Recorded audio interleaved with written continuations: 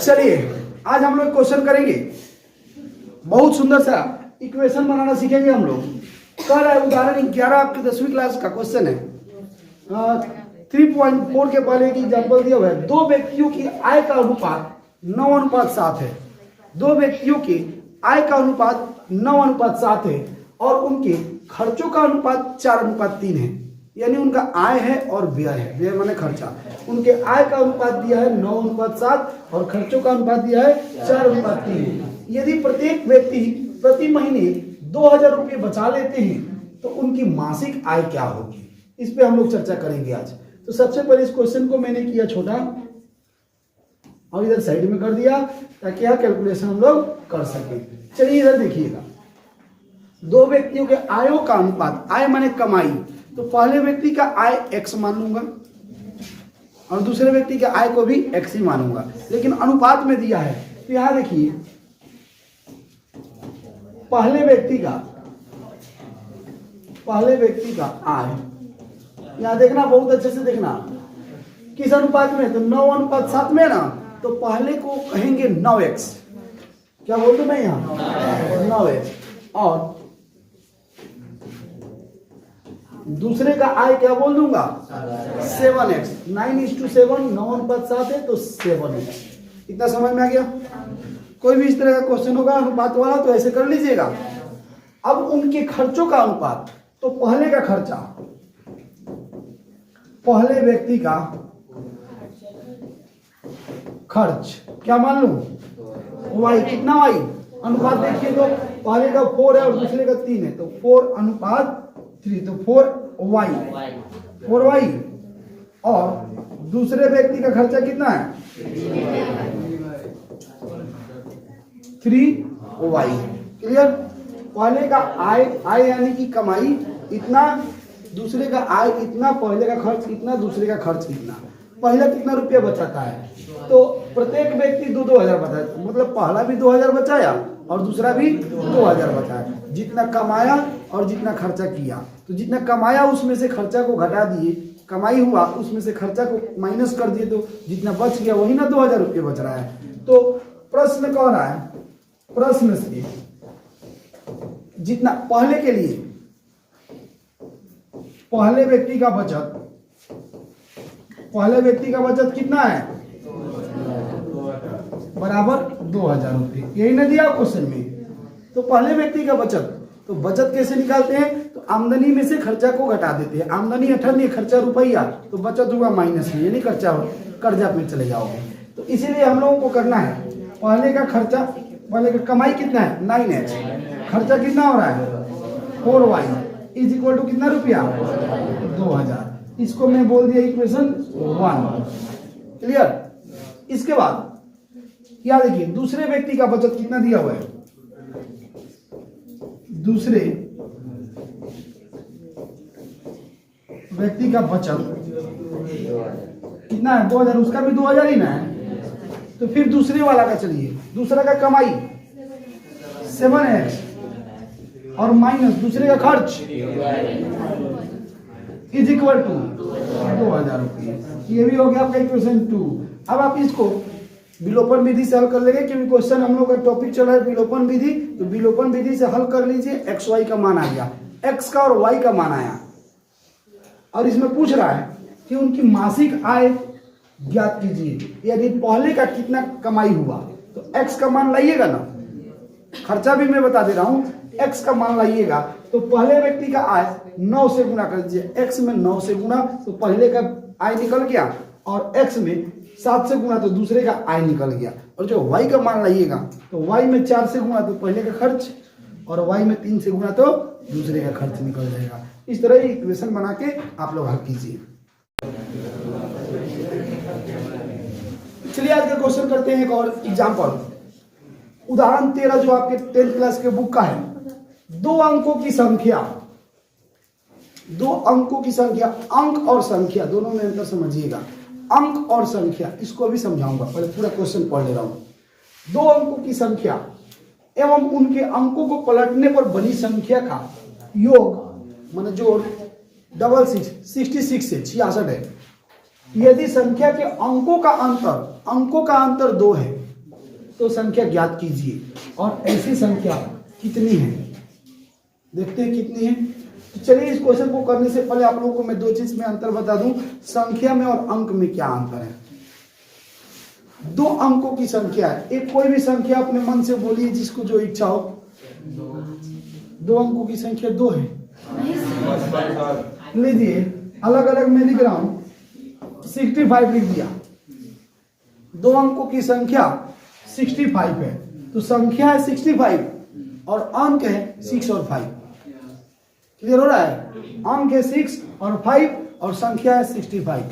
अगर मैं संख्या लिखना चाहूं तो संख्या को कैसे लिखूंगा, इसको एक्सप्लेन कैसे किया जाता है। तो इसको एक्सप्लेन करने के लिए इकाई में 1 से गुणा, दहाई में, सैकड़ा में, 100 से। तो इसको एक्सप्लेन करने के लिए 6 गुणा 10 प्लस 5 गुणा 1 एक्सप्लेन किया हूं संख्या को।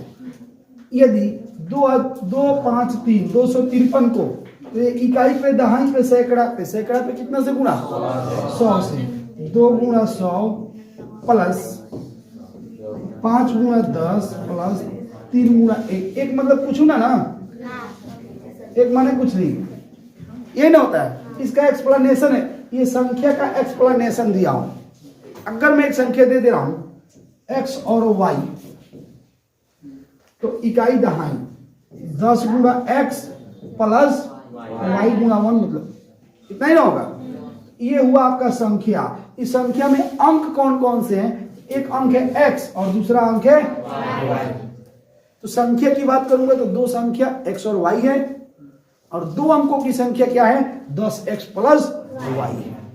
संख्या की बात करोगे तो संख्या की बात करोगे तो 10x प्लस y, और अंक की बात करोगे तो x और y। जैसे मैं यहाँ पर 65 की बात करता हूं तो 65 की संख्या है तो 6 गुणा 10 प्लस 5, और अंक की बात करता हूं तो 6 और 5। अंक और संख्या में अंतर समझ में आ रहा है। इसको अकेला अकेला कहिएगा तो अंक, और इसको पूरा एक्सप्लेन करके कहिएगा तो संख्या। चलिए इस क्वेश्चन को कीजिए। तो दो अंकों की संख्या में एक इकाई होगा और एक दहाई होगा। तो मान लीजिएगा, इसको थोड़ा छोटा कर दूं मैं, चलो छोटा हो गया छोटा, थोड़ा इतना रख दे रहा हूं कि आप लोग पढ़ सको। इसका इक्वेशन बना करके और मैं छोड़ दे रहा हूं। देखिए, दो अंकों की एक संख्या और उनके अंकों को पलटने पर बनी संख्या का जोड़, मतलब दो अंकों की संख्या और पलटने पर जो बनी संख्या, दोनों को जोड़ दीजिए। जैसे एक 65 है, इसको पलटिएगा तो क्या होगा, 56 हो जाएगा ना। तो इसको कहते हो 6 गुणा 10 प्लस 5, इसको कहोगे 5 गुणा 10 प्लस 6, मतलब 10 से गुणा था 6 में, इधर 10 से गुणा हो गया 5 में। अगर x y की बात करोगे तो अगर संख्या की बात करते हो x में 10 से गुणा है, अब पलटिएगा तो किस में 10 से गुणा हो जाएगा, y में 10 से गुणा हो जाएगा। तो इस चीज को मैं यहां एक्सप्लेन कर रहा हूं। मान लीजिए, पहले दहाई मान लीजिए, दहाई का अंक बराबर और इकाई का y। क्लियर, इतना समझ में आया। दो अंकों की संख्या में एक इकाई और एक दहाई। पहले दहाई को x मान लीजिए, कुछ लोग इकाई को x मान लेंगे, तो मैं क्या कर सकता हूं, कुछ नहीं कर सकता हूं, वो भी सही बनेगा, थोड़ा उल्टा होगा उनका। मैं 10x प्लस y लिखूंगा, वो 10y प्लस x लिखेंगे, और कोई अंतर नहीं है। तो अगर मैं अभिष्ट संख्या बनाना चाहूं, अभिष्ट संख्या, तो अभिष्ट संख्या क्या होगा, एक्सप्लेनेशन क्या होगा। तो दहाई में 10 से गुणा और इकाई में 1 से, तो 10x प्लस y, यही ना अभिष्ट संख्या मिलेगा। प्रश्न कहता है इस संख्या को और पलटने से बड़ी संख्या का जोड़ 66 है, यही ना बोल रहा है। ये संख्या 10x प्लस y, और पलट दीजिएगा तो 10y प्लस x। क्लियर हो रहा है, 10x प्लस y और पलटने पर 10y प्लस x, दोनों को जोड़ दीजिए। प्रश्न कह रहा है, यहां देखिए इस कलर से बोल रहा है प्रश्न, 10x प्लस y, यानी यह संख्या 10x प्लस y संख्या और इसके पलटने से बड़ी संख्या का जोड़, मतलब इसको और पलटने वाली संख्या को, दोनों को जोड़ दीजिए। इसको पलटिएगा तो क्या होगा, 10y प्लस x, दोनों का जोड़ कितना हो रहा है, 66। कुछ लोग कहते हैं ना y प्लस 10x क्यों नहीं लिखेंगे? y प्लस 10x को फिर अंतर क्या हुआ? आप अभी थोड़ी देर पहले समझाया था 65 और 56 10 से गुणा किए थे, किसमें? 6 में किए थे। इस बार 10 से गुणा किसमें किए? 5 में। तो फिर जब 5 में यानी कि इसमें 10 से गुणा किए, इसमें 10 से गुणा किए, तो बदल के ही ना गुणा किए हो। एक बार x में 10 से गुणा किए और पलटने पर y में 10 से गुणा किए। अगर x में ही 10 से गुणा किए छोड़ देते तो 10x और प्लस y, तो फिर इन दोनों में अंतर ही क्या हो जाता है? कुछ नहीं। अब ये इसको एक्सप्लेन कर दीजिएगा।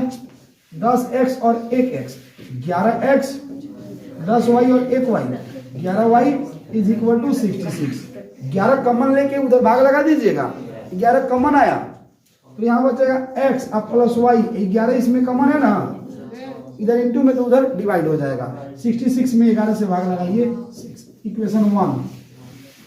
फिर करा इसी क्वेश्चन में अंकों का अंतर, अंक, इस बार अंक की बात हो रही है, अंक x और y, एक एक अंक। जैसे 56 संख्या है और 5 और 6 अंक है, तो 5 और 6 यानी कि इसको मैं बोला हूँ x और इसको बोला हूँ y, इन दोनों का घटाओ x माइनस y। क्लियर? पुनः प्रश्न कर रहा है,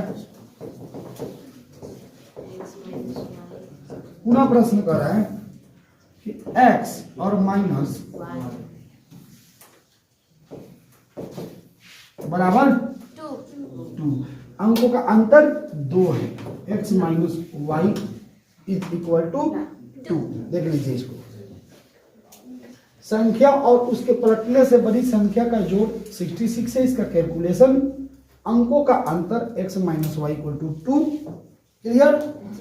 कट के आंसर आ जाएगा x और y का। किसी भी विधि से आप हल कर लीजिए, समीकरण 1 और 2 हल कर लीजिएगा ना, तो x का और y का माना जाएगा। इसमें अगर विलोपन की बात करते हो तो इसमें कैसे विलोपन लगाओगे? यहाँ कोई अंक ही गुणा नहीं है, तो 1 से देखिएगा y बराबर है ना, 1 बराबर है, तो अंक से गुणा करने की जरूरत नहीं है। सीधे कहिएगा समीकरण 1 और जोड़ समीकरण 2, जोड़ दीजिए। देखिए तो जोड़िए, तो ये x plus y is equal to 6, x minus y is equal to 2। और चूंकि जोड़ में चिन्ह नहीं बदलते हैं इसलिए मैंने चिन्ह नहीं बदला, y कट गया, 2x इक्वल टू 8 और x इक्वल टू 4। और ये पूर्णांक आया है तो मान रख दीजिए, तो y का मान क्या आ जाएगा? 2 आ जाएगा, यानी वह संख्या होगा 42। हो गया 42। इसको बोलिए, इसमें किसी को कोई डाउट है तो बोल लीजिए। अभी ऐसा कोई भी क्वेश्चन आएगा संख्या वाला तो बना लीजिएगा आप लोग, सोच लीजिए। ओके, तो इसको आप लोग लिखना चाहते हैं? ठीक है, लिख लीजिए।